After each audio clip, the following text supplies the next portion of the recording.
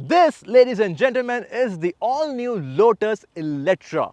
Yes, Lotus Cars has finally and officially landed here in India, and this, the Electra, is the first offering from the iconic British car maker, which is currently owned by a Chinese company, Geely, who also owns many automotive brands including Volvo. So in this video, I will be taking you into the finer details of the Electra. We'll see how it is an anomaly. We'll also see how it is to drive, how it is to feel on the inside, and we'll also check out its real-world performance.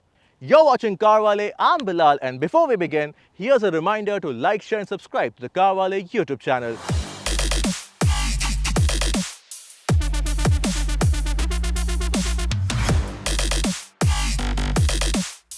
Currently, Lotus globally has 4 models in its lineup. There's an Amea, an equally powerful 4-door Grand Tourer, then there's this Electra, an electric SUV, and there's the Amira, a low-slung 2-seater conventionally powered sports car. And the last one is a flagship, which is the Avija or Avia, a 2000 horsepower hypercar. Now, all of these cars are also expected to arrive here in India after the Electra. And apart from that, there are many new Lotus cars in development globally, which will also come to India as a CBU.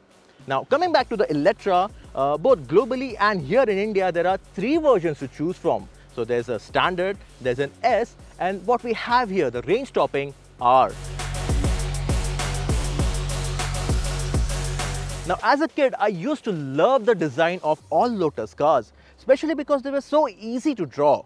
Remember the Exige, the Elise, or even the Esprit before it. But now this Electra, it's a design direction which is completely new for a Lotus brand. It does share a resemblance with the current lineup here and there, but in person, the Electra is eye-catching for sure. It is over 5 meters long and has an imposing stance with quite a unique proportion. In this yellow, it might appear more like an SUV from an Italian brand with a raging bull in its logo, especially because of all the angular and aerodynamic bits. And it has more exterior cameras than a budding Gen Z photographer. Like all modern day cars, there's split headlamps here, one above looks modern and the functional one is hidden below. The gaping grille below has many aerodynamic vents and the splitters are all done in black. You can also spec it in carbon fiber actually. Move to the side and it's a proper supercar silhouette but with a taller girth. The windows are narrower and the door handles pop out with not a single sharp crease in sight here. The rear track of the car is actually wider than the front and it is prominently visible on the rear haunches. The alloy wheels measure a whopping 23 inches and as with everything else on the car, this one is also aerodynamically optimized and wrapped with low-profile 315/30 section Pirelli tires. At the back, the tail lamp is a sleek LED strip running across and looks like it's tucked inside the bodywork on either side. There are more than one spoiler here and an active one at that. More Lamborghini-like sharp parts are seen lower down in the skirts, which is again blacked out and can be had in carbon fiber. The aero work here shows the rear wheel through the gap. How cool is that? On the inside of the Lotus Electra, and there are a lot of things to talk about. So let's address them one by one, shall we? So we begin with the dashboard layout. It's very unconventional.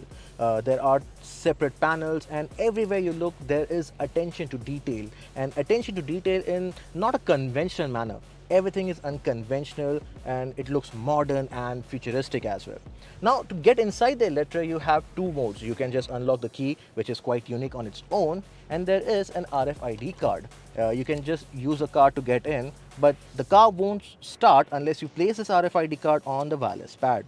Now there is no start stop button here. You just get in, put the card here or use your key and just slot in the drive mode.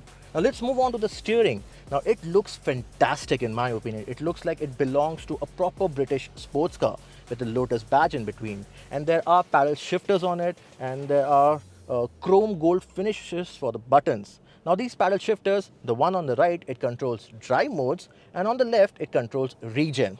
And now behind this steering wheel, there is an instrument panel. And then there's this minimalistic driver's display. It's just one sleek display, which does give out a few information. So I can see my speedometer, and then I can control the regen and I can see the display on it.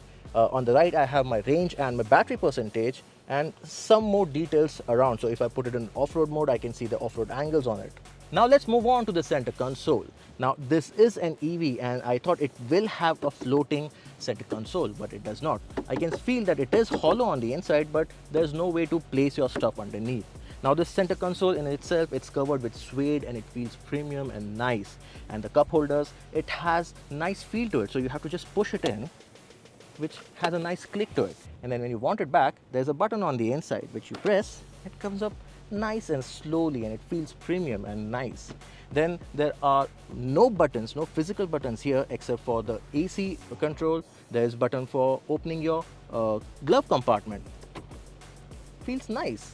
Then there are features for your AC control as well. So if you see this button finished in quite premium looking gold, if you push it up for increasing your temperature, the ambient lighting on the air vents, it turns into red color, which feels very futuristic and nice. So if I reduce the temperature, it goes blue. If I increase, it goes red.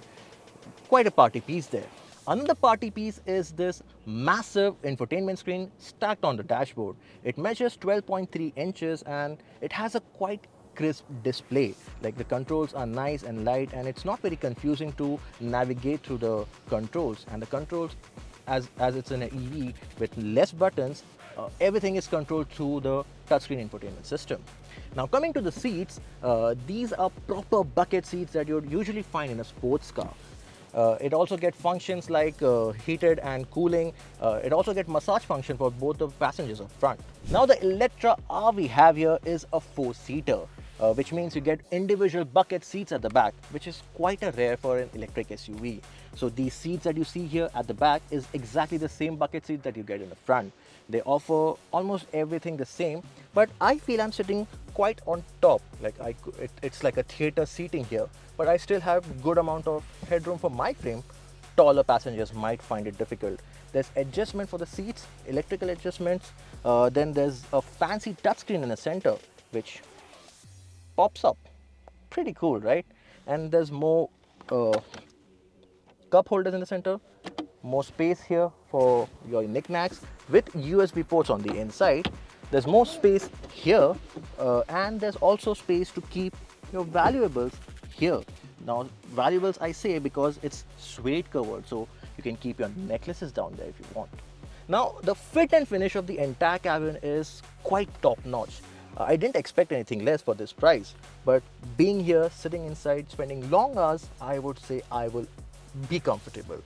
Now I like the way the design of this KEF speakers you have here. It has a blisk in the center and a metal net over here. It feels very robust and it looks very nice. More quirky features, you'll see a chrome surround in the back of the seat of this sport bucket seat, and it has logo here of Colin Chapman. More Colin Chapman logos are seen all around the cabin, like on the seat headrest, and there's a 1948 badges all around as well, which denotes 75 years of Lotus. Now, behind the wheel of the Lotus Eletre R. Now, the Eletre is based on the same EPA platform, which will underpin many new EVs from the Geely brand. So even the new EX90, the new Volvo, would also be based on the same platform.